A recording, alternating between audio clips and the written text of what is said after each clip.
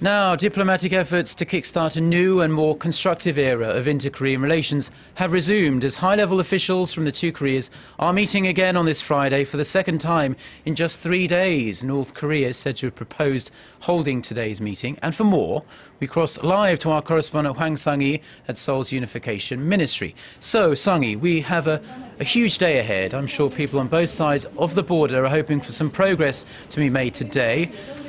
What are we hearing at the moment?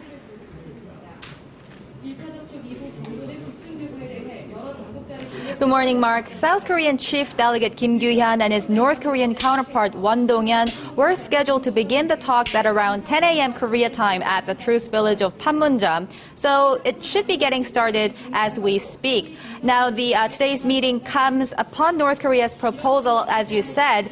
And after 14 hours of talks on Wednesday, the two sides walked away without reaching any tangible results. Again, the two sides do not have a fixed agenda on what will be discussed, but they will most likely pick up where they left off on Wednesday and try to narrow down their differences on the upcoming family reunions and the joint military drills between Seoul and Washington. Mark?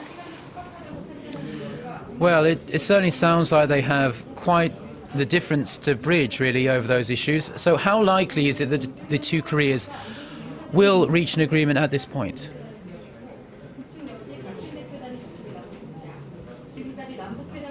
Well, North Korea demanded that South Korea postpone the upcoming military drills with Washington to sometime after the family reunions take place. The Koreas are scheduled to resume the family reunions from February 20th to the 25th, and this overlaps with the upcoming full legal exercises and the key resolve exercises at the end of this month. Now, South Korea refused to make changes to its plan, saying that humanitarian issues like the family reunions should not be linked to the military drills.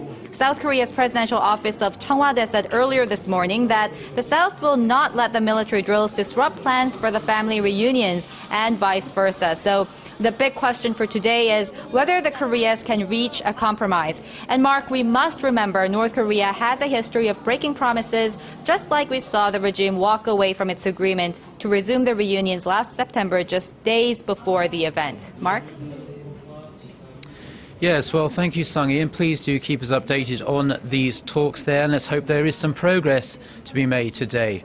Okay, that was our Hwang Sung-hee with the latest on today's rather hastily scheduled inter-Korean talks.